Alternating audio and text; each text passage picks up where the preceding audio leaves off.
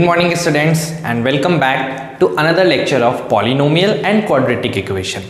हम लोग पॉलिनोमियल और क्वाड्रेटिक इक्वेशन को बहुत ही ज़्यादा डेप्थ में एकदम गहराई से एक एक स्टेप्स करते हुए पढ़ते हुए हम आ गए और आज हमारी मोस्ट प्रोबेबली 13th लेक्चर है पॉलिनोमियल और क्वाड्रेटिक दोनों मिला के।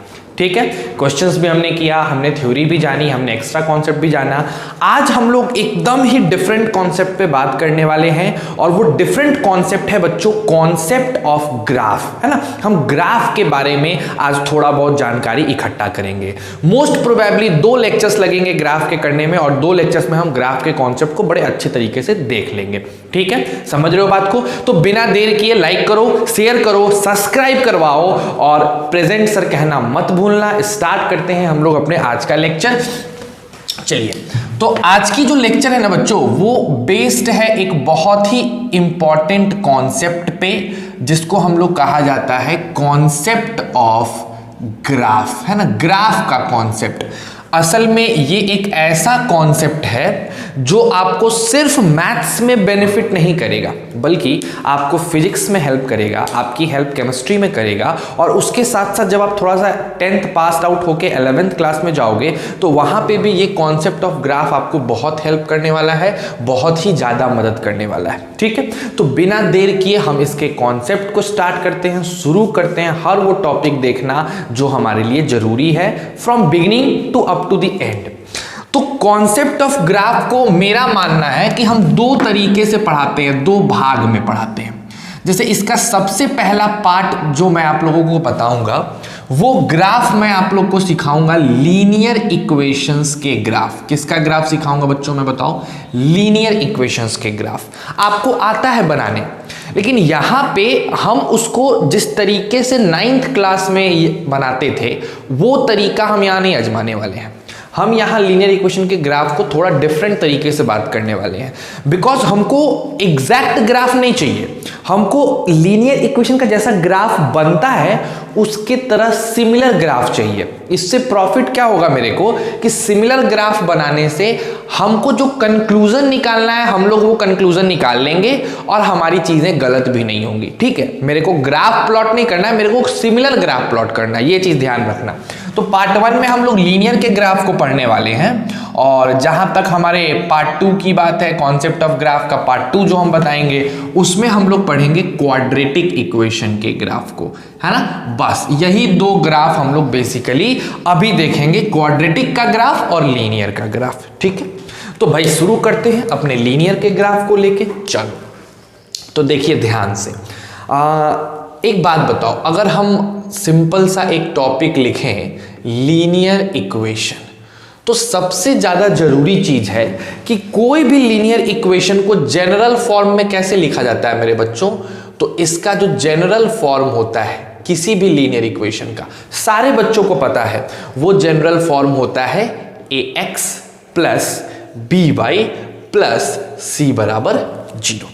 सही है भाई, किसी भी लीनियर इक्वेशन का जो जनरल फॉर्म होगा वो ax plus by plus c बराबर 0 होता है, ये आपको भी पता है। बस ये ध्यान रखना है कि वो 2 वेरिएबल में होनी चाहिए। अब इसी फॉर्म को हम लोग क्या करते हैं, ट्रांसफॉर्म कर सकते हैं। क्या कर सकते हैं इस फॉर्म को? ट्रांसफॉर्म। अच्छा, ट्रांसफॉर्म करने से फायदा क्या होगा? तो जब हम इस रूप को ट्रांसफॉर्म कर देंगे तो इसको ग्राफिकल तौर पे रिप्रेजेंट करना इजी हो जाएगा। ग्राफिकल रिप्रेजेंटेशन, क्या बात मैं बोल रहा हूं? ग्राफिकल रिप्रेजेंटेशन मेरा क्या हो जाएगा बताओ? इजी, आसान हो जाएगा।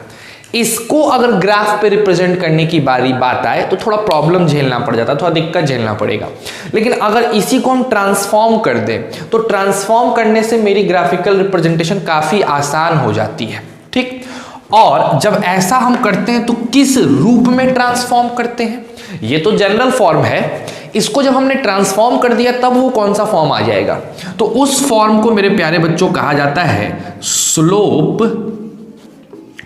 Intercept form. क्या कहते हैं उसको? स्लोप इंटरसेप्ट फॉर्म कहते हैं। कैसा होता है सर? तो उस फॉर्म का इक्वेशन होता है y is equal to mx plus C. अगर इस रूप में कोई लीनियर इक्वेशन लिखा हुआ है तो हम लोग इसको कहते हैं स्लोप इंटरसेप्ट फॉर्म। जहां पर ये जो तुम m देख रहे हो, ये m जो आप देख रहे हैं, ये m होता है उस गिवन लाइन का स्लोप। उस गिवन लाइन का क्या होता है मेरे प्यारे बच्चों? स्लोप होता है। और ये जो आप c देख रहे हो, ये c देख रहे हो, वो होता है उस गिवन लाइन का इंटरसेप्ट। क्या होता है उस गिवन लाइन का? इंटरसेप्ट होता है। आ रही है ना बात समझ में? एकदम सिंपल है। जैसे अगर मान लो मैं आपसे पूछता हूं कि y is equal to 2x plus 3 लिखा हुआ है। अब मैं आपसे पूछूं बच्चों यहां पे स्लोप कौन है? स्लोप कौन है? तो आप बोलोगे कि सर जो x की कॉफिशिएंट होती है, ऐसे फॉर्म में जो x की कॉफिशिएंट होती है हम उसे स्लोप कहते हैं। तो यहां पे स्लोप कितना हो जाएगा मेरे प्यारे बच्चों? 2। अगर मैं आपसे पूछूं यहां इंटरसेप्ट कितना है, इंटरसेप्ट कितना है, तो आप कहोगे सर जो कांस्टेंट टर्म बचता है दैट वन इज इंटरसेप्ट। तो यहां पे इंटरसेप्ट कितना हो गया? 3 हो गया। ठीक है। अगर इसी तरीके से मैं आपसे एक और क्वेश्चन पूछ लूं कि y is equal to -5x -7, आप इसमें बताओ, इस क्वेश्चन में बताओ कि आपका स्लोप कौन सा है। तो आपको जब जरा भी दिक्कत नहीं आएगी, आप बोलोगे m-5 है, और आपसे इंटरसेप्ट पूछा जाए तो आप बोलोगे c-7 है। बता सकते हैं आप। अगर उसी तरीके से मैं ये तीसरा क्वेश्चन आपसे पूछूं कि y is equal to -11x plus 9, इसमें बताओ स्लोप क्या है और इंटरसेप्ट क्या है, तो आप आसानी से बता सकते हो कि इसमें भी स्लोप -11 है और इसमें इंटरसेप्ट अपना 9 है। ठीक है।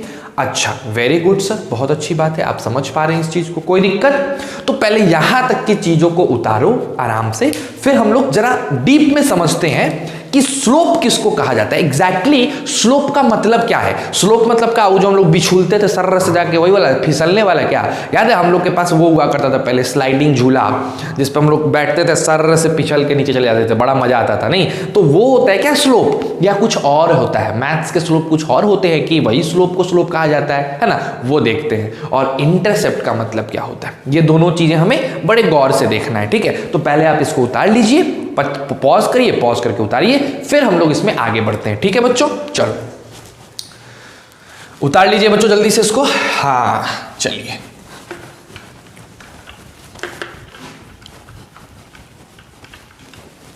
तो लॉकडाउन 3.0 आ चुका है और शायद बेतिया हमारा ग्रीन जोन में है। अभी मैंने कंफर्म तो नहीं किया है, लेकिन हाँ सुनने में आ रहा है कि बेतिया ग्रीन जोन में है।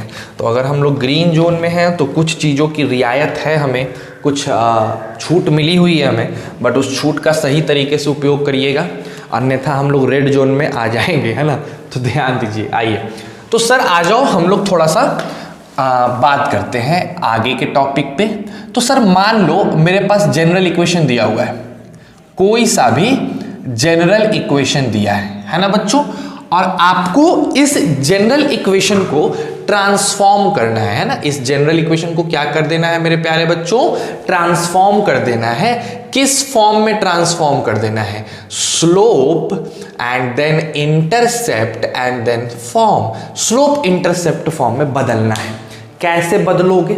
ठीक, जैसे एग्जाम्पल के तौर पे मान लीजिए सर दिया हुआ है ax plus by plus c is equal to 0। ये जनरल फॉर्म है सर जी, आप हमको इस वाले फॉर्म को स्लोप इंटरसेप्ट फॉर्म में बदल के दिखा दो, समझ जाएंगे भाई कि आप बदल सकते हैं। एकदम आसान। देखो क्या करेंगे इसमें, कभी भी अगर जनरल इक्वेशन को स्लोप इंटरसेप्ट फॉर्म में बदलना है, इसका मतलब है कि आपको LHS साइड y रखना है और RHS साइड बाकी सब चीज भेज देना है। LHS में y रखना है और बाकी सब चीज RHS में भेज देना है। तो हम इधर सबसे पहले क्या करते हैं, लिखते हैं by is equal to -ax minus c। लिखा जा सकता है ना, कोई प्रॉब्लम नहीं है। अच्छा, अब हम लिख सकते हैं by is equal to -ax plus -c। थोड़ा सही तरीके से मैंने इसको ऐसे लिख दिया। ठीक है। नाउ अब y को लिखा जा सकता है -ax plus -c divided by b, लिख सकते हो। तो यहां से y की जो वैल्यू थी वो आ गई -a/b x प्लस -c/b। अब अगर आप इस इक्वेशन को ध्यान से देखिए और इसको y is equal to M X plus C से कंपेयर करिए तो आपको दिखेगा y के जगह पे y है, m की जगह पे माइनस ए अपॉन बी है, और c के जगह पे है माइनस सी अपॉन बी, है ना। तो हमारा ये इक्वेशन जो पहले जनरल फॉर्म में था अभी कन्वर्ट होके हो गया y is equal to M X plus C के फॉर्म में, जिसको हम लोग कौन सा फॉर्म कहते हैं, स्लोप इंटरसेप्ट फॉर्म कहते हैं। ठीक, जैसे इसको एग्जांपल से समझिए। अगर आपके पास क्वेश्चन है 2x plus 3y plus 7 is equal to 0, तो ये जनरल इक्वेशन है। अगर मेरे को इस इक्वेशन को ट्रांसफॉर्म करना है स्लोप इंटरसेप्ट फॉर्म में, तो मेरे को LHS साइड y रखना पड़ेगा और बाकी दोनों चीजें मुझे RHS की तरफ भेज देना है। तो हम बड़े आराम से यहाँ पे क्या रख दिए बच्चों, बताओ 3y, तो हो गया माइनस 2x माइनस 7। कोई दिक्कत है? अच्छा बताइए, आप यहाँ पे y की वैल्यू क्या लिखिएगा, माइनस 2x माइनस 7 अपॉन 3 लिख दीजिएगा। अब आपका बताइए y क्या हो गया, माइनस 2/3x, और आप इसको लिख सकते हैं माइनस 7/3। बन गया क्या आपका? तो इसको देख के आप क्या बता सकते हो कि सर मेरा जो m होगा इस क्वेश्चन का, इस वाले सेकंड नंबर क्वेश्चन का जो मेरा m होगा वो होगा -2/3, और जो मेरा c होगा वो होगा -7/3। कोई दिक्कत है? अगर मैं इसी तरह आपको यहाँ दूसरा क्वेश्चन दे दूं कि लो भैया 6y plus 3x minus 11 is equal to 0, इसको इंटरसेप्ट फॉर्म में कन्वर्ट करके दिखाओ, तो आपका काम क्या होगा, y को एक तरफ रखना, बाकी सब चीज एक तरफ। तो हमने क्या किया, हमने लिखा 6y is equal to minus 3x plus 11। कोई दिक्कत? अब बताओ y क्या हो जाएगा, माइनस 3x प्लस 11/6, तो y की वैल्यू माइनस 3/6x प्लस 11/6, तो क्या हो गया बताओ, y is equal to minus 1/2x plus 11/6, यानी यहां पे मेरा ये हो गया स्लोप इंटरसेप्ट फॉर्मेट, है ना। अच्छा बताओ, इसमें m की वैल्यू क्या होगी, -1/2, और c की वैल्यू क्या होगी, 11/6। कोई दिक्कत है? तो अगर आपसे बोला जाए कि जनरल फॉर्म में दिया है उसको स्लोप इंटरसेप्ट फॉर्म में बदलो, तो आप आसानी से बदल सकते हैं, उसमें कहीं कोई दिक्कत नहीं आना चाहिए जहां तक मुझे लगता है। ठीक है, अब इस चीज को उतारो, फिर थोड़ा और डेप्थ में चलते हैं, है ना। आ जाइए, उतार लीजिए इसको भी आप बढ़िया से एकदम।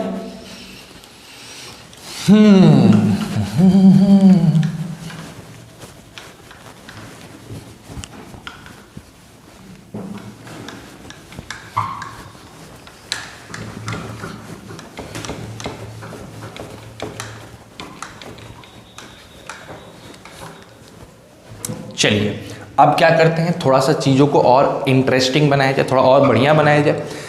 सर हमने जनरल इक्वेशन को स्लोप इंटरसेप्ट फॉर्म में बदल लिया, है ना। अब हमको मतलब बताओ कि स्लोप क्या होता है, इंटरसेप्ट क्या होता है। ठीक है, तो देखिए जरा हम लोग सबसे पहले स्लोप का मतलब समझने की कोशिश करते हैं कि स्लोप क्या होता है, किसको स्लोप कहा जाता है। ठीक है, जैसे देखो आप क्या करो, सबसे पहले एक y एक्सिस हम लोग यहाँ पे ड्रॉ करते हैं। ठीक है, और उसके बाद हमने एक x एक्सिस भी यहाँ पे ड्रॉ कर लिया। एक मैंने y एक्सिस ड्रॉ किया और दूसरा हमने x एक्सिस ड्रॉ किया। देखो बच्चों, कभी भी अगर ऐसा ड्रॉ करते हैं ना तो ये नेमिंग करना मत भूलें, क्योंकि बच्चे क्या होता है स्पीड में नेमिंग करना भूल जाते हैं और आपकी मार्क्स इसमें कट जाती है। स्केल लिखना, नेमिंग करना, ये सब जरूरी चीजें हैं। तो आपने x और y एक्सिस बना लिया। अब कोई भी अगर लीनियर इक्वेशन होगा तो उसका जो ग्राफ है वो स्ट्रेट लाइन ही बनेगा। पता है, किसी भी लीनियर इक्वेशन का जो ग्राफ होता है वो स्ट्रेट लाइन बनता है। तो हमने क्या किया, एक स्ट्रेट लाइन बना दिया और इसका इक्वेशन मान लेते हैं कि ax plus by plus c बराबर 0 रहा होगा। ठीक है, हम अलग अलग वैल्यू पुट किए होंगे तो मेरे को एक स्ट्रेट लाइन मिल गया होगा। ठीक, अब देखो ध्यान से, ये स्ट्रेट लाइन x एक्सिस के साथ एक एंगल का फॉर्मेशन कर रहा है। देखना, समझना मेरी बातों को जो मैं बता रहा हूं। The angle formed by x axis, no, the angle formed by the line with x axis in which direction, तो in anticlockwise direction, anticlockwise direction is called angle of inclination. समझना मेरी बात को, है ना, झुकाव का कोण कहते हैं इसको, है ना, हिंदी में झुकाव का कोण। ये लाइन एक्स एक्सिस के साथ एंटी क्लॉकवाइज में एक एंगल का फॉर्मेशन किया।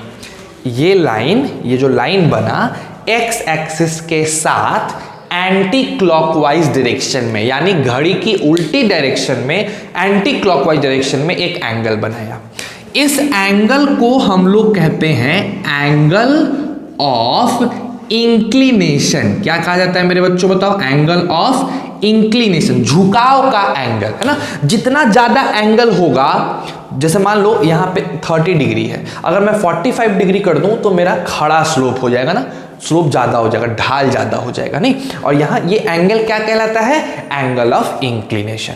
तो ये एंगल ऑफ इंक्लिनेशन स्लोप नहीं है, इस लाइन का स्लोप ये एंगल नहीं है, ये तो बस सिंपल है एंगल ऑफ इंक्लिनेशन। ठीक, क्या हुआ कि ट्रिग्नोमेट्री में हमारे पास एक मशीन है, मैथ्स का मशीन, ऐसे समझो। अभी हमने ट्रिग्नोमेट्री नहीं पढ़ाया है तो आपको थोड़ी समझने में प्रॉब्लम आ सकती है, ठीक है, लेकिन जब हम ट्रिग्नोमेट्री को डील करेंगे तो उस वक्त आपको ये चीज़ें ज़्यादा बढ़िया समझ आएगी। लेकिन अभी के लिए ऐसे समझो कि जैसे हमारे पास गेहूं को पीसने के लिए मशीन होती है, उस गेहूं में उस मशीन में हम लोग गेहूं को डालते हैं तो वो उसको टक टक टक टक टक टक टक टक करके पीसता है और पीसने के बाद आटा निकाल के हमें देता है, करता है ना जी।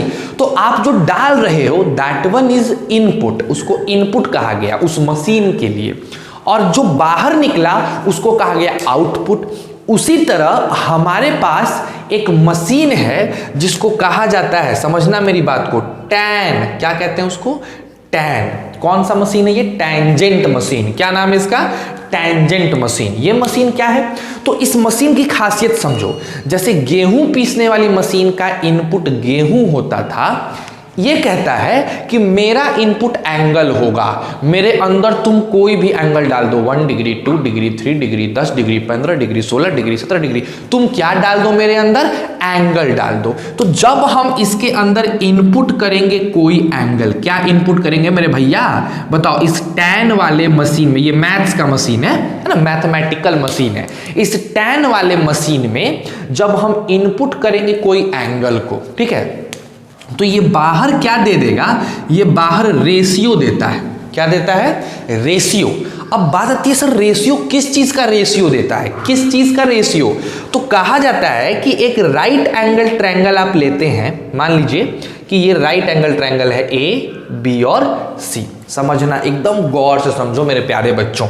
ABC एक राइट एंगल ट्रायंगल है, और अगर मैंने इस वाले को थीटा मान लिया है, एंगल मान लिया है, तो इसके सामने वाला परपेंडिकुलर कहलाता है, 90 डिग्री के सामने वाला हाइपोटेनस, और जो बच जाता है मेरे बच्चों उसको बेस कहते हैं।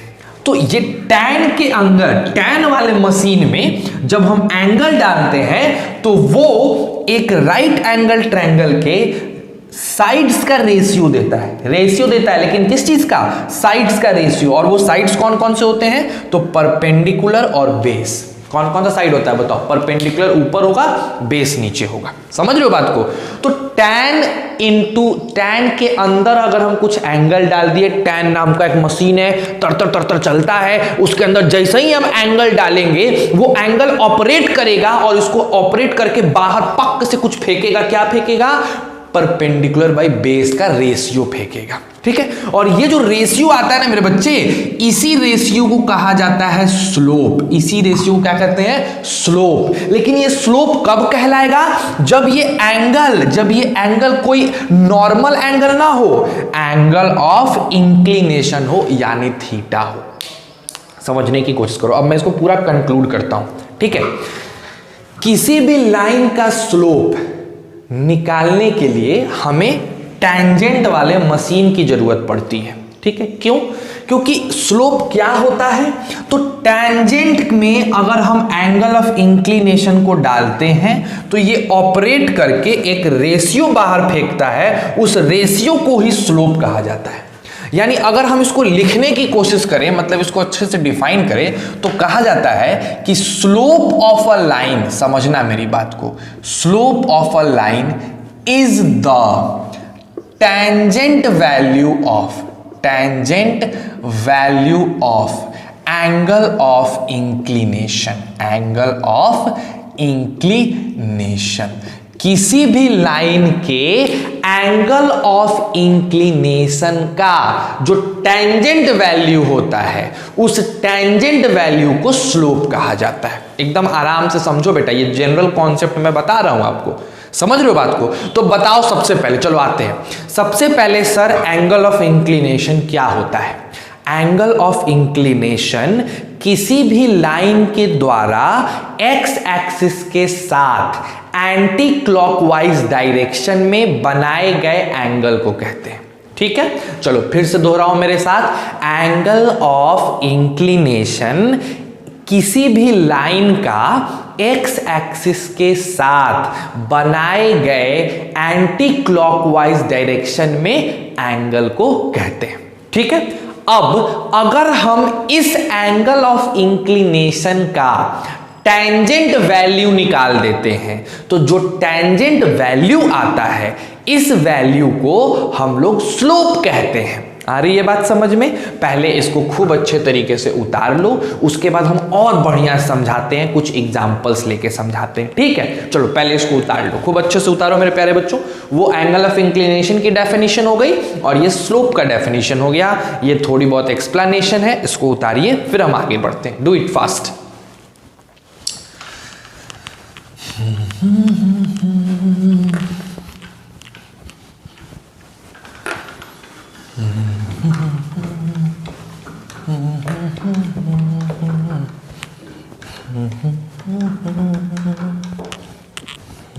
चलो आ जाओ बच्चों, थोड़ा सा हम लोग और डीप में समझते हैं, थोड़ा और अच्छा लगेगा। ये बताइए कि सबसे पहले आप एंगल ऑफ इंक्लिनेशन तो समझ गए हैं, आपको मैंने बता दिया है। मैं यहाँ पे कुछ फिगर बना रहा हूँ, ठीक है, और आपको बताना है कि एंगल ऑफ इंक्लिनेशन कौन सा है। ठीक है, जैसे ये देखिए पहला फिगर, मैंने ऐसे एक लाइन बनाया, ठीक, और मैं दो एंगल आपको दे रहा हूँ। एक एंगल ये हो गया, इसको θ1 ले लीजिए, ये वाले एंगल को आप θ2 ले लीजिए, ये वाले एंगल को आप θ3 ले लीजिए, है ना। बस चलिए 3 एंगल बना। अब बताइए इनमें से कौन सा एंगल ऑफ इंक्लिनेशन है, कौन सा एंगल ऑफ इंक्लिनेशन है, ये पहला क्वेश्चन है। दूसरा मेरे प्यारे बच्चों ले लो ऐसे, समझो मेरी बात को, ऐसे ले लो, ठीक है।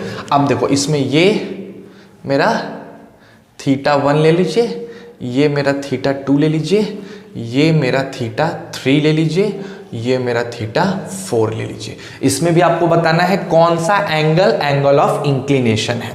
नेक्स्ट आ जाओ मेरे प्यारे बच्चों, नेक्स्ट आप एक ऐसे लाइन बना ही लिए, ऐसे भी लाइन बना लिए नहीं, तो एक ऐसा भी लाइन बना लो, ऐसे नीचे से आ जाओ, ऐसा लाइन ले लो, ठीक है। अब बताओ मेरे को, ये मेरा θ1 ले लो, ये मेरा ऐसे सॉरी, ये मेरा θ2 ले लीजिए, है ना, ये मेरा θ3 ले लीजिए। बताइए अब इस तीनों फिगर में आपको बताना है कौन सा एंगल ऑफ इंक्लिनेशन है, कौन सा एंगल ऑफ इंक्लिनेशन है। जैसे पहले वाले को देखो, तो सर बताओ डेफिनेशन क्या था, एक्स एक्सिस के साथ का एंगल, तो भैया ये तो वाई एक्सिस है, तो ये तो पहले ही कट गया, नहीं ये तो पहले ही कट गया। अब या तो ये होगा या तो ये होगा। अब देखना ये है एक्स एक्सिस के साथ एंटी क्लॉकवाइज में कौन सा एंगल है, तो एक्स एक्सिस के साथ एंटी क्लॉकवाइज में ये एंगल है, ये वाला तो है लेकिन ये एंटी क्लॉकवाइज में, लेकिन ये एक्स एक्सिस के साथ तो क्लॉकवाइज में है। अगर एक्स एक्सिस से काउंट करो तब तो ये क्लॉकवाइज में हो गया, अगर हम लाइन से काउंट करेंगे तब एंटी क्लॉक में आएगा, तो ये एंगल नहीं बल्कि ये एंगल, तो θ2 मेरा क्या हो जाएगा, एंगल ऑफ इंक्लिनेशन। तो यहां के लिए मेरा आंसर θ2 हो जाएगा। अगर हम इस क्वेश्चन में आते हैं बच्चों, तो इस क्वेश्चन में देखो हमको क्या करना है, एंटी क्लॉकवाइज में एक्स एक्सिस से लेना है, तो ये तो पहले ही कट गया, ये तो वाई एक्सिस के साथ है, यानी या तो ये या तो ये। अब एक्स एक्सिस के साथ अगर लेते हैं तो ये तो क्लॉकवाइज हो जाएगा, ऐसे घूमेगा तो फिर मेरा एंगल कौन सा होगा, ये, यानी θ4 मेरा एंगल ऑफ इंक्लिनेशन हो जाएगा। इसमें तुमको दिख रहा होगा ये θ2 तुम्हारा एंगल ऑफ इंक्लिनेशन हो जाएगा। तो अगर आपको कहा जाए कि एंगल ऑफ इंक्लिनेशन पहचानो तो आप पहचान सकते हैं। कंडीशन क्या है, एक्स एक्सिस के साथ, अगर ये लाइन है तो आपको एक्स एक्सिस के साथ एंटी क्लॉकवाइज में एंगल को देखना होता है। ठीक है, चलिए, तो आप एंगल ऑफ इंक्लिनेशन पहचान सकते हैं, वेरी गुड। अब आइए, अगर मैं आपसे पूछता हूं बच्चों, ध्यान से एकदम आराम से देखो, एकदम बहुत ऐसा चीज है जो थोड़ा सा अच्छे से समझने की जरूरत है। ठीक है, अब जैसे मान लीजिए मैंने आपको यहाँ पे एक सिंपल सा फिगर दिया और हमने एक ऐसा लाइन बना दिया, ठीक है, और यहाँ पे एक हमने एंगल बना दिया 45 डिग्री का, और यहाँ पे मैंने एक एंगल बना दिया 30 डिग्री का। मैं आपसे पूछता हूं बच्चों कि इस लाइन का स्लोप कितना होगा, m बताना है। ठीक है, एक तो ये क्वेश्चन हो गया, एक पहला क्वेश्चन ये ले लिया आप लोग। नेक्स्ट आइए मेरे प्यारे बच्चों, दूसरा क्वेश्चन हम लोग देखते हैं। चलिए, एक क्वेश्चन हम ऐसे ले लेते हैं, ये मेरा हो जाता है 135 डिग्री, ये मेरा हो जाएगा मान लो 30 डिग्री, मान लेते हैं नॉर्मल क्वेश्चन, ये 90 डिग्री है ना। अब आपको इसमें भी स्लोप बताना है कि इसमें स्लोप कितना होगा। ठीक, तो जैसे ही आप इसमें स्लोप बताने आओगे, सबसे पहले तो आप थीटा खोजोगे कि भैया मेरा एंगल ऑफ इंक्लिनेशन कितना है, तो आपको दिखेगा कि वो तो 45 डिग्री है। अब ये थीटा मेरा स्लोप नहीं होता है, स्लोप होता है इस थीटा का टैन वाला मान, यानी टैन 45, यानी इस मशीन में जब 45 डिग्री डाल देंगे तो ये जो भी देगा वो मेरा स्लोप होगा, तो टैन 45 मेरा स्लोप हो जाएगा। अगर हम इसमें आएंगे मेरे प्यारे बच्चों, तो मेरा एंगल ऑफ इंक्लिनेशन 135 डिग्री, तो मेरा स्लोप क्या हो जाएगा बताइए, टैन 135 डिग्री। आ रही है ना बात समझ में कि स्लोप क्या है और एंगल ऑफ इंक्लिनेशन क्या है। ठीक, तो अब स्लोप निकालने के लिए आपको कुछ वैल्यू याद रखना होगा। जैसे पहली वैल्यू आपको याद रखनी होगी, टैन 0 डिग्री 0 होता है। टैन के अंदर अगर 0 डिग्री डालोगे तो ये ऑपरेट करके बाहर क्या दे देगा, 0 दे देगा।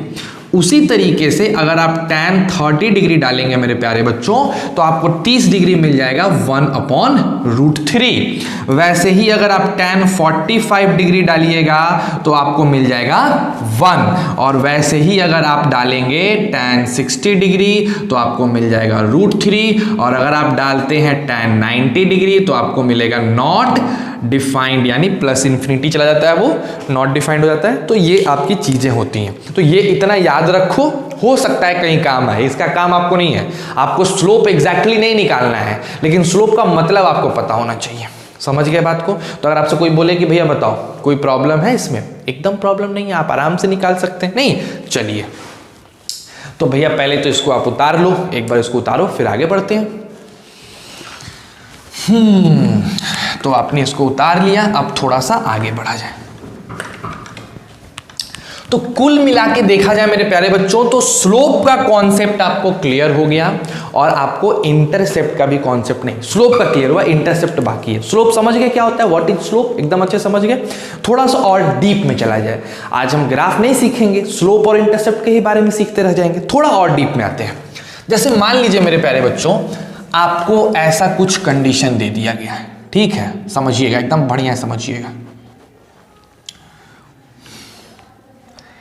3 लाइन दे दिए जाएंगे, ठीक है, एक लाइन है ना, 2 लाइन और एक तीसरा लाइन, ठीक है। अच्छा, आप देख रहे हो कि ये वाला एंगल आपका θ1 है, ये वाला एंगल आपका मान लेते हैं θ2 है, और ये वाला एंगल आपका θ3 है। 3 अलग अलग एंगल है। अब मैं अगर आपसे पूछता हूं कि कौन सा एंगल ऑफ इंक्लिनेशन बड़ा है, तो आप बोलोगे कि सर θ3 सबसे बड़ा है, θ2 उससे छोटा है, और θ1 सबसे छोटा है, ठीक है। अब अगर मैं आपसे पूछूं कि बेटा ये एंगल ऑफ इंक्लिनेशन तो है, लेकिन इनके स्लोप में सबसे बड़ा स्लोप किसका है, तो देखो कहा जाता है कि जो मेरा स्लोप होता है वो डायरेक्टली प्रोपोर्शनल होता है एंगल ऑफ इंक्लिनेशन के। हमेशा याद रखिएगा, ठीक है, एंगल ऑफ इंक्लिनेशन के डायरेक्टली प्रोपोर्शनल होता है मेरे लाइन का स्लोप। यानी अगर कोई लाइन है तो उसका स्लोप जो है वो एंगल ऑफ इंक्लिनेशन के डायरेक्टली प्रोपोर्शनल होगा। तो ये बताओ θ3 सबसे बड़ा है तो हम कहेंगे कि मेरा tan θ3 जो है वो सबसे बड़ा आएगा। उसके बाद कौन आएगा? tan θ2 आएगा और उसके बाद कौन आएगा? tan θ1 आएगा। यानी एंगल ऑफ इंक्लिनेशन से आप स्लोप पता लगा सकते हो। क्या पता लगा सकते हो? स्लोप का पता लगा सकते हो। समझ गए बात को? तो ये चीज आपको ध्यान रखना है। अब देखो इसका फायदा कहां होता है, देखो कहां फायदा होता है। आप जानते हैं ना कि स्पीड जो होता है वो डिस्टेंस अपॉन टाइम होता है। स्पीड क्या होती है? डिस्टेंस अपॉन टाइम होती है। अब अगर मैं कहूं कि मैंने यहाँ पे एक ग्राफ बना दिया है, समझना मेरी बात को, मैंने यहाँ पे एक ग्राफ बनाया है, सिंपल सा ग्राफ बना दिया तुम्हारा। क्या ग्राफ, किस चीज़ का ग्राफ बनाया मैंने ग्राफ बनाया है डिस्टेंस का और टाइम का। ठीक है, डिस्टेंस का और हमने टाइम का ग्राफ जो है वो बनाया है। वो 3 ग्राफ ऐसे बने हैं, टक टक टक। ये हो गया कार 1 का ग्राफ, ये कार 2 का है और ये कार 3 का है। ठीक, 3 अलग अलग कार के मैंने ग्राफ बनाए, डिस्टेंस टाइम ग्राफ बनाया। आपको बताया गया होगा कि स्लोप ऑफ डिस्टेंस, अच्छा, डिस्टेंस अपॉन टाइम स्पीड होती है, बताओ मेरे को जल्दी से। जी सर, तो स्लोप ऑफ जो डिस्टेंस टाइम ग्राफ होता है, डिस्टेंस टाइम ग्राफ, ये क्या देता है बताओ मेरे को? स्पीड देता है ना। अब तुम बताओ, तुमसे पूछा जाए कि किसकी स्पीड ज्यादा है, कार 1 की, कार 2 की, कार 3 की, तो जिसकी स्लोप ज्यादा होगी उसकी स्पीड ज्यादा होगी। क्यों? क्योंकि डिस्टेंस टाइम ग्राफ का स्लोप ही स्पीड होता है ना। तो स्लोप अगर बड़ा है तो उसकी स्पीड भी बड़ी है। तो किसका स्लोप तुमको ज्यादा दिख रहा है? C1 का। तो हम कह सकते हैं कि जो स्पीड ऑफ C1 है वो ज्यादा है C2 से और सबसे ज्यादा C3 का सबसे कम हो गया। समझ रहे हो बात को? तो इस तरीके से फिजिक्स में इस स्लोप का काम आता है। ठीक है, तो आई होप आप स्लोप का फंक्शन समझ गए होंगे कि स्लोप कैसे यूज करना। और भी डीप में हम लोग जाएंगे, लेकिन अभी के लिए एंगल ऑफ इंक्लिनेशन क्या होता है बताओ? कोई भी स्ट्रेट लाइन एक्स एक्सिस के साथ एंटी क्लॉकवाइज डायरेक्शन में जो एंगल बनाती है उस एंगल को हम एंगल ऑफ इंक्लिनेशन कहते हैं। ठीक है, स्लोप क्या होता है सर? उस एंगल ऑफ इंक्लिनेशन का एक मैथमेटिकल मशीन है टेंजेंट। उस टेंजेंट वैल्यू को अगर निकाल दिया जाए तो जो वैल्यू निकलता है वो वैल्यू कहलाता है स्लोप। ठीक, चलो बहुत अच्छी बात है, बहुत सुंदर बात है, आप समझ रहे हैं। चलिए अब जरा आगे बढ़ते हैं।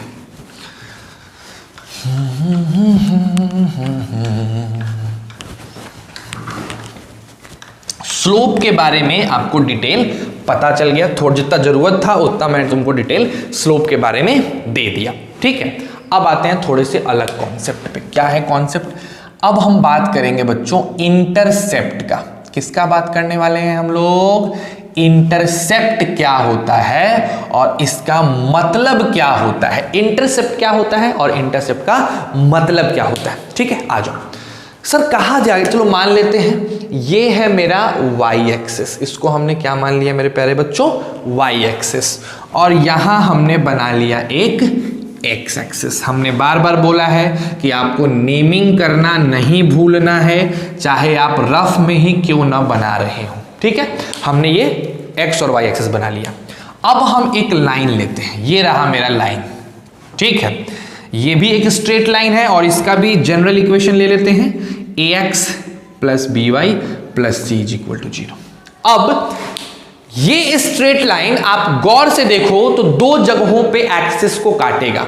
एक बार y एक्सिस को काट रहा है, इसका मान लो b नाम रख लेते हैं, और एक बार x एक्सिस को काट रहा है, इसका a नाम रख लेते हैं। ठीक है, तो कहा जाता है कि एक स्ट्रेट लाइन x एक्सिस को जहां पे काटेगा उस पॉइंट की दूरी, एक स्ट्रेट लाइन x एक्सिस को जहां पे काटेगा उस पॉइंट की दूरी हमारे ओरिजिन से x इंटरसेप्ट कहलाती है। यानी OA क्या है बताओ? OA है डिस्टेंस ऑफ पॉइंट A कहां से मेरे प्यारे बच्चों, फ्रॉम ओरिजिन। और इस OA डिस्टेंस को क्या कहा जाता है, सिंस ये एक्स एक्सिस पे है तो इसको कहा जाता है एक्स इंटरसेप्ट। क्या कहते हैं मेरे प्यारे बच्चों, एक्स इंटरसेप्ट। वही अगर हम ओरिजिन से लेके वाई एक्सिस पे काटे गए पॉइंट का डिस्टेंस निकालें, अगर हम ये डिस्टेंस निकालें OB, तो ये OB कहलाता है, ये वाई एक्सिस पे है तो ये दूरी कहलाएगा वाई इंटरसेप्ट। ठीक है, तो एक्स इंटरसेप्ट क्या होता है बता दो मेरे को, जल्दी से बता दो। एक्स इंटरसेप्ट क्या होता है सर, एक स्ट्रेट लाइन एक्स एक्सिस को जिस पॉइंट पे काटेगा उस पॉइंट की दूरी ओरिजिन से क्या कहलाती है, एक्स इंटरसेप्ट कहलाती है। और सर वाई इंटरसेप्ट क्या होता है, तो सर एक स्ट्रेट लाइन वाई एक्सिस को जिस बिंदु पे काटेगा, जिस पॉइंट पे काटेगा, उस पॉइंट की दूरी ओरिजिन से क्या कहलाएगी, वाई इंटरसेप्ट कहलाएगी। तो आपने एक्स इंटरसेप्ट पढ़ लिया और आपने वाई इंटरसेप्ट पढ़ लिया। समझ रहे हो मेरे कहने का मतलब, एकदम सिंपल सी बात है। अब देखो क्या है, मान लो कि ax plus py plus c बराबर 0 है और हमसे पूछे कि बताओ x इंटरसेप्ट इसका क्या होगा, तो क्या ग्राफ बनाओगे, ग्राफ बना के काटोगे फिर स्केल से नापोगे, नहीं। अगर आपको x इंटरसेप्ट निकालना है तो x इंटरसेप्ट निकालने के लिए y को 0 कर दो। जैसे ही y को 0 करोगे तुमको x बराबर मिलेगा -c/a। तो x इंटरसेप्ट निकालने का फॉर्मूला -c/a। अगर उसी तरह आपसे कोई पूछे कि भैया y इंटरसेप्ट बताओ तो y को 0 y बोल रहा है तो x को 0 कर दो। जैसे x को 0 करोगे मिलेगा -c/b। ठीक है, तो अगर जनरल इक्वेशन दिया हो और आपसे x इंटरसेप्ट और y इंटरसेप्ट पूछे तो उसको निकालने का तरीका ये होता है। जैसे एग्जांपल के तौर पे देखो, थोड़ा सा और हम लोग क्लीन कर ले। मान लो दे रखा है मेरे प्यारे बच्चों 2x प्लस 3y प्लस 6 बराबर 0। ये मेरे पास एक इक्वेशन आ गया। ठीक, अब हमसे पूछा कि इसमें x इंटरसेप्ट क्या होगा, तो अगर x इंटरसेप्ट निकालना है तो y को 0 कर दीजिए। जैसे y को 0 करिएगा x की वैल्यू आ जाएगी -3। अगर हमसे कोई पूछेगा y इंटरसेप्ट निकालो तो y के लिए x को 0 कर दो। जैसे x को 0 करोगे y की वैल्यू आएगी -2। बन गया अपना क्वेश्चन। ठीक है, तो चलो थोड़ा सा ये भी उतार लो, इंटरसेप्ट का भी कॉन्सेप्ट उतार लो। चलो फटाक से उतारो। एक सेकेंड बच्चों तुम लोग उतारो जरा, एक चीज देखूं। हाँ सही है। चलिए बच्चों इसको जरा इरेज कर लेते हैं हम लोग, है ना।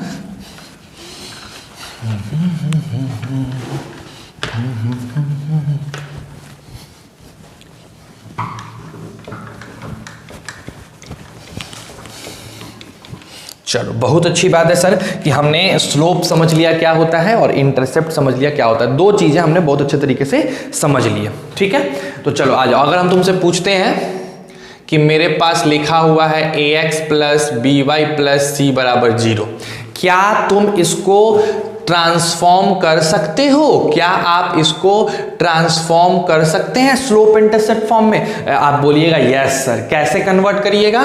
तो लिखिएगा y is equal to -a/b x plus -c/b, है ना। अच्छा, मैं इसी में पूछ दूं कि बताओ इसके में x इंटरसेप्ट क्या होने वाला है, तो क्या बोलोगे? x इंटरसेप्ट सट से बोलोगे सर इसको y को 0 करेंगे यानी -c/a। अगर मैं आपको इसी में पूछ दूं कि बताओ y इंटरसेप्ट क्या होने वाला है, आप पट से बोल दोगे -b/c, sorry -c/b। Okay, -c/b।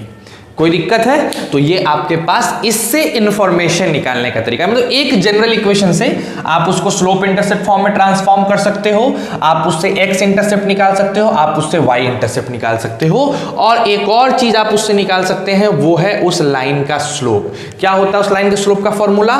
-a/b। क्या होता है? -a/b। ये चारों के चारों फॉर्मूला आपको पता होने चाहिए, कब कहां यूज करना है ये ध्यान रखना है। ठीक है, चलिए फटाक से इसको भी उतार लीजिए जल्दी से।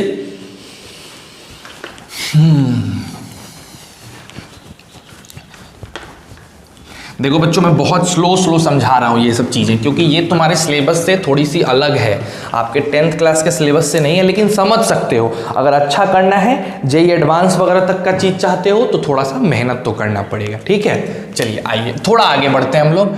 अब बात करते हैं ग्राफ की। अब हम लोग बात छेड़ते हैं ग्राफ की।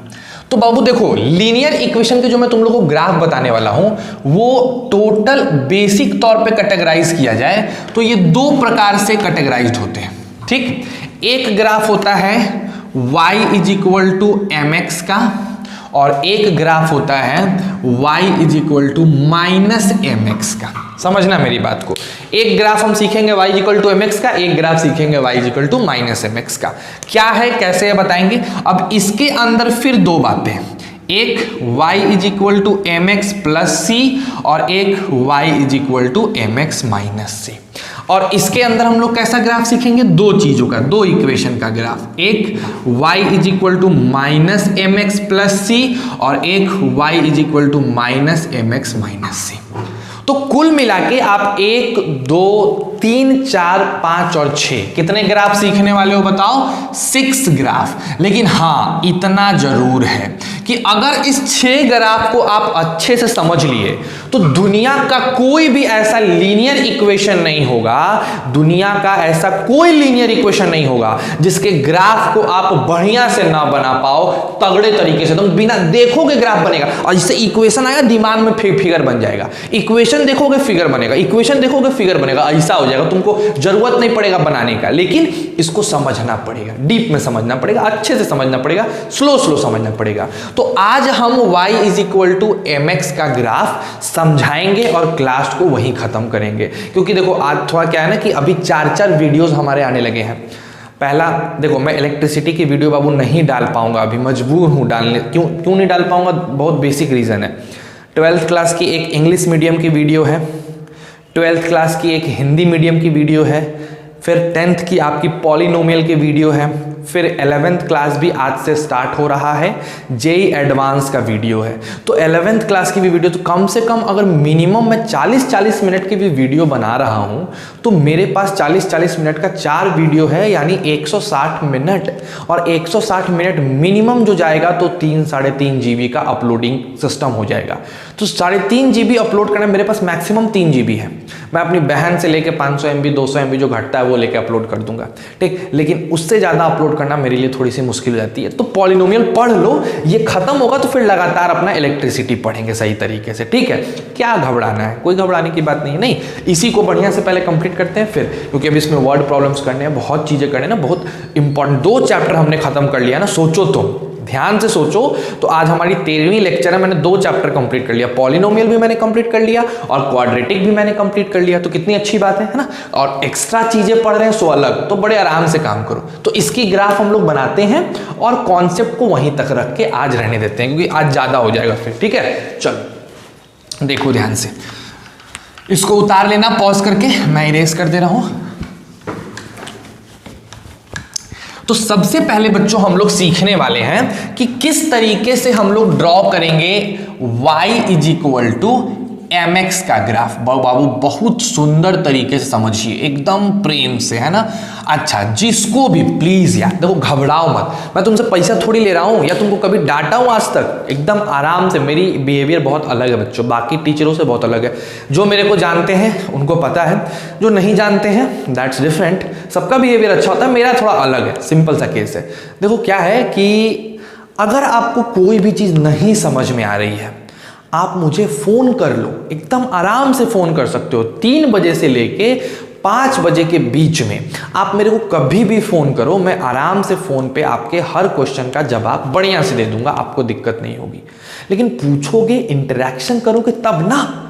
समझ रहे हो ना बात को, समझो। बहुत मेहनत लगता है बेटा ये सब चीजें समझाने में, फिर बहुत दिक्कतें होती है, तो ध्यान से समझो। मगर समझा रहे हैं और तुम समझ जा रहे हो तो समझो कि मेरा मेहनत स्वार्थ हो जाएगा। तो आपसे रिक्वेस्ट है कि ये चीज़ करिए, समझिए, है ना, दिक्कत है पूछिए मेरे से, कोई प्रॉब्लम नहीं है, ठीक है। चलो y इज इक्वल टू क्या बेटा, mx का ग्राफ। मेरे कहने का मतलब अगर मैं आपसे बोलूं कि भैया y is equal to 2x का ग्राफ बना के दिखा दो, या आप मुझे y is equal to 3x का ग्राफ बना के दिखा दो, या आप मुझे y is equal to 4x का ग्राफ बना के दिखा दो, 5x 6x 10x 2 lakh x 5 crore x, ऐसा ग्राफ अगर हो तो कैसे ड्रॉ करेंगे, ठीक है। तो आपको आता है, आपको ड्रॉ करने आता है। देखिए जैसे आपका जो मेथड है मैं वो बताता हूं, क्या लिखता हूं मैं आपका, आपकी मेथड, आपकी जो मेथड है वो देखता हूं मैं क्या है। आप क्या करते थे बताइए, आप बड़े आराम से एक डब्बा बनाते थे, है ना, और इस डब्बे में आप क्या करते थे, यहाँ x लिखते थे, यहाँ y लिखते थे, और लगभग 3 पॉइंट लेते थे, नहीं 2 पॉइंट भी लेते थे, 3 पॉइंट लेते हैं हम लोग। इस वाले क्वेश्चन को अगर बनाना है y is equal to 2x, आप x को 0 रखिएगा, y का वैल्यू 0 मिलेगा। आप x का वैल्यू 1 रखिएगा, y का वैल्यू 2 मिलेगा, -1 रखिएगा, -2 मिलेगा, ठीक। अब आप क्या करिएगा, आप आराम से ऐसे एक ग्राफ बनाइएगा, यहाँ पे ऐसे पॉइंट करिएगा, टक टक टक टक टक टक टक टक टक टक टका टक, ठीक है। फिर रखोगे 0 पे 0, 1 पे मिला 2, -1 पे मिला -2, और फिर क्या करोगे, इसको मेरे पास डंडा उंटा है, होता तो मिला देता मैं, चलो नहीं है फिर भी मिलाने की कोशिश करता हूं, ऐसे मिला दोगे। मिलाने के बाद जो ग्राफ बना ये बना y is equal to 2x का। इस ग्राफ को ध्यान से देखो, ठीक है। अब क्या करते हैं, y is equal to 3x का ग्राफ बनाते हैं, इसका ग्राफ बनाते हैं। जब इसके ग्राफ को बनाने आओगे मेरे प्यारे बच्चों, तो वैसे ही आप डब्बा बनाइएगा, समझिए मेरी बात को। आप ऐसे ही डब्बा बनाओगे, यहाँ x लिखोगे, यहाँ y, 0 का 0 मिलेगा, 1 का 3 मिलेगा, -1 का -3 मिलेगा, ठीक। और फिर आप वैसे ही y एक्सिस और x एक्सिस खींचिएगा, फिर टक टक टक टक टक टक टक टक टक टक टक टक, ठीक है। एक 0 पे 0 मिला, 1 पे 3 मिला, -1 पे -3 मिला। आप इसको ज्वाइन कर दीजिएगा, देखिए आप इसको ज्वाइन कर दिए, ये वाली जो आपकी ग्राफ बन गई ये y इक्वल टू 3x के बन गई। ऐसे ही एक और ग्राफ बना लो, y इक्वल टू 4x का। कहाँ बना दूं मैं, मान लो यहाँ बना देता हूँ, y is equal to 4x का, ठीक है। तो आराम से इसको भी बनाते हैं, टक टक टक x और y, यहाँ 0 0, 1 पे 4, -1 पे -4, ठीक है। जब हम इसकी ग्राफ ड्रॉ करेंगे, मान लो मैं यहां ड्रॉ कर रहा हूं, आई होप आपको दिख रहा हो, तो 1 पे कहीं 4 मिलेगा और -1 पे कहीं -4 मिलेगा। आप इसको ऐसे ड्रॉ कर दोगे, ठीक। तो इन सब ग्राफ में आप कुछ चीज ध्यान से देखो, एकदम आराम से देखो, एकदम प्रेम से। ये सब graph y equal to 2x 3x 4x 5x 6x, सब ग्राफ में एक चीज कॉमन निकला। वो चीज, सबसे पहला चीज कॉमन क्या निकला, all will pass from origin. एकदम ध्यान से देखो जो कंक्लूड कर रहे हो।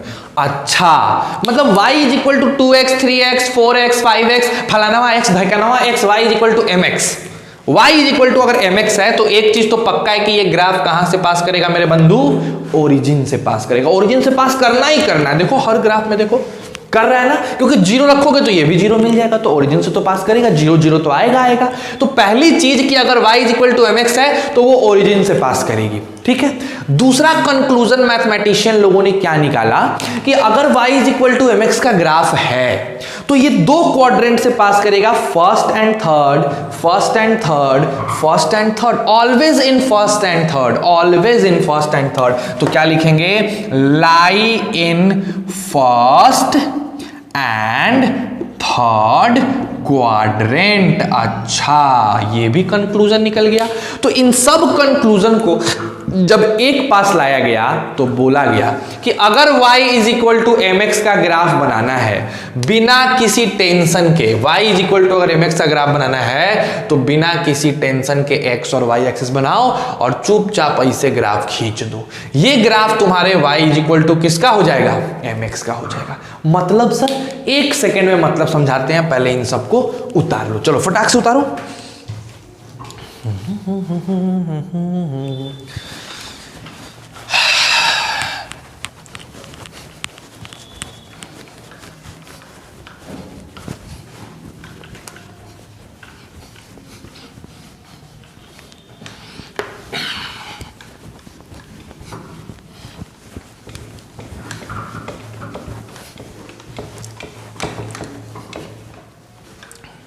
चलिए मतलब मैं समझाता हूं बच्चों, बड़े ध्यान से देखना इसके मतलब को। जैसे मान लो हमसे कहा गया y is equal to 2x का ग्राफ बनाइए, तो अब हम उस ट्रेडिशनल मेथड को नहीं फॉलो करेंगे, मुझे सिंपल तरीका फॉलो करना है। हम डायरेक्ट ऐसे खींच देंगे और बोल देंगे कि मेरा ये हो गया y is equal to 2x का ग्राफ। बिकॉज अब तुमसे कोई ग्राफिकल एक्यूरेट नहीं चेक करेगा, अब आपको सिर्फ इतना दिखाना है कि जो आपको ग्राफ मिल रहा है वो सिमिलर है कि नहीं, एकदम सिमिलर है। अगर मेरे से कोई बोलता है कि इसी में y is equal to 3x का ग्राफ बनाओ, कुछ नहीं करना है, 3x का भी ग्राफ ऐसे ही बन जाएगा। कोई मेरे से पूछेगा y is equal to 4x का बनाओ, हम चुपचाप कर देंगे मेरा y is equal to 4x ऐसा हो जाएगा। कोई हमसे पूछेगा y is equal to 14x का बनाओ, कोई दिक्कत नहीं, हम ऐसे बना देंगे, origin sorry y equal to 4x का ऐसे बना देंगे, ओरिजिन से पास करता हुआ। हो गया, ये ओरिजिन से पास कर रहा है, ठीक। बस ये ध्यान रखना है कि फर्स्ट और थर्ड क्वाड्रेंट और ओरिजिन में होना चाहिए, ठीक, ऐसे बना देंगे। अब मान लो हमसे कोई ये बोल दे कि भैया ये सब बातें छोड़ो, हमको एक ही ग्राफ में y is equal to 2x, y is equal to 3x और y is equal to 4x चाहिए। अब लफड़ा हो जाएगा। तो अब क्या करोगे, जब एक ही ग्राफ में चाहिए तो देखो किसका स्लोप ज्यादा है, 4x का, तो जिसका स्लोप ज्यादा उसका एंगल भी ज्यादा, एंगल ऑफ इंक्लिनेशन भी ज्यादा, तो ऐसे बनाओ, ऐसे, ये हो गया मेरा 4x, इसका एंगल सबसे ऊपर कर देंगे, तो ये ग्राफ हो जाएगा y is equal to 4x का। इसी में 3x का, तो 4 से कम कौन है, 3, तो इससे कम वाला एंगल जो बनेगा, ये जो एंगल हम बनाएंगे, ये जो ग्राफ बनाएंगे, ये ग्राफ हो जाएगा मेरे y is equal to 3x का। और 2x का ग्राफ इससे भी कम, तो इधर बना देंगे, इससे भी छोटा सा कम कर देंगे एंगल, तो ये जो ग्राफ मेरा बन जाएगा ये हो जाएगा y is equal to 2x का। समझ रहे हो? तो एक ही क्वेश्चन में आपने y 2x बनाया, y 3x बनाया, y 4x बनाया। आपको जो कंपेयर करना था आप कंपेयर कर लिए। 2x की एंगल ऑफ इंक्लिनेशन सबसे कम है, 3x की बीच में है और 4x की सबसे ज्यादा है ना। और 4x का स्लोप सबसे ज्यादा है, 3x का स्लोप बीच में है और 2x का स्लोप सबसे कम है, तो कंपैरिजन आपका हो जाता है, ठीक। तो हमको बस कंपैरेटिव स्टडी करना है ग्राफ बना के, एग्जैक्ट नहीं बनाना है। तो अगर आप कभी भी आपको दिख जाए y is equal to 1/2x, समझ जाना इसका ग्राफ तो ऐसे बनेगा। समझ गया ना बात? कैसे बनेगा? ऐसे बनेगा। Clear concept. अगर तुमको दिख जाता है y is equal to 5x, आहा इसका ग्राफ ऐसे बनेगा, लिख दो सीधे y इक्वल। कौन चेक करने जा रहा है कि y इक्वल टू 5x तुम सही प्लॉट किए हो कि नहीं, है ना। तो प्लॉटिंग का सिस्टम नहीं है, आप कंपेयर करने के लिए इसको ऐसे बना सकते हैं, ठीक है। जैसे मान लो अगर तुमको क्वेश्चन हम दे दें इस टाइप का कि distance is equal to speed into time, इसका ग्राफ बनाओ, कैसा बनेगा। तो तुम अब जैसे मान लो दे दिया कि भाई फाइंड, चलो एक काम करो, पहले इसको उतार लो, पहले इसको उतारो, फिर थोड़ा मैं समझाता हूं आपको, आगे की चीजें मिटाते हैं इसको, है ना। देखो इससे फायदा क्या होगा, कैसा क्वेश्चन बनाने में आपको हेल्प मिलेगा। इसके बाद क्वाड्रेटिक का भी ग्राफ पढ़ना है ना, तो पहले लीनियर हो जाए। आई होप आपका लीनियर कल तक हो जाएगा, नेक्स्ट लेक्चर तक। चलिए आइए देखते हैं यहाँ पे। जैसे मान लो क्वेश्चन दे दिया, ठीक है, कि s इज इक्वल टू, या फिर s नहीं, distance is equal to speed into time. इसका कौन सा ग्राफ है? 4 ग्राफ बना दिया, ठीक है, 4 को ग्राफ बना दिया। Distance is equal to speed into time किया, यहाँ टाइम रखा, यहाँ क्या कर दिया, यहाँ पे टाइम रखा और यहाँ पे डिस्टेंस रख दिया, ठीक है। और बोला कि भाई distance equal to speed into time का ग्राफ बनाओ, ठीक। और 4 ग्राफ बना दिया, एक ग्राफ ऐसे बनाया, ठीक है, ठीक। दूसरा ग्राफ ऐसे बना दिया, तीसरा ग्राफ क्वेश्चन में, तीसरा ग्राफ ऐसे दे दिया, है ना। और आखिरी ग्राफ मान लो ऐसे दे दिया। अब कौन सा ग्राफ सही है? तो यार ये मान लो तुम्हारा y हो गया, स्पीड तुम्हारा स्लोप हो गया और t तुम्हारा x हो गया।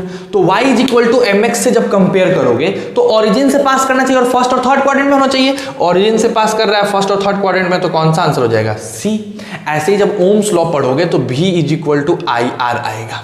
तो रेसिस्टेंस होता है m की तरह एक्ट करता है, v जाता है y एक्सिस पे और I जाता है x एक्सिस पे, है ना। अब ये इलेक्ट्रिसिटी में पढ़ोगे तो इसकी भी ग्राफ ऐसे ही बनती है, y is equal to mx type का। तो ऐसे फिजिक्स में बहुत से फंक्शन है, फिजिक्स में ऐसा बहुत सा रिलेशन है जो y is equal to mx पे बेस्ड होता है, तो उनके कंक्लूजन को करने में ये सब चीजें तुम्हें मदद करती है। तो कैसा कंक्लूजन, कैसा क्वेश्चन, जब कॉन्सेप्ट हम दे देंगे तो इस पर बहुत बेहतरीन ग्राफिकल जो डे टू डे लाइफ से रिलेटेड होगा, बहुत मजा आएगा। ठीक, तो उसको करने के बाद आपको लगेगा कि यस सर फील हो रही है, ग्राफ क्यों पढ़े थे हम लोग, है ना। तो बस आज के लिए इतना ही रखते हैं, बिना देर किए, लंबा क्लास भी हो चुका है, तो बस आराम से रहो, ज़्यादा से ज़्यादा लोगों को जोड़ो। प्रेजेंट सर लिखना तुम लोग भूल रहे हो, खास करके गर्ल्स, आप लोग प्रेजेंट सर नहीं लिख रहे हैं। मेरे को नहीं पता चल पा रहा है कि आप देख रहे हो कि नहीं देख रहे हो। अगर नहीं देख रहे हो तो क्या कारण है, अपने ग्रुप में मुझे बता सकते हो, क्या तुम्हें क्या दिक्कत आ रही है कि आप वीडियोस नहीं देख पा रहे हैं, है ना। और अगर देख रहे हैं तो फिर प्रेजेंट सर जरूर लिखिए, because it's good for me और फॉर यू ऑल्सो। ओके, सो बस हो गया। Thank you for watching my video. Stay safe and stay healthy.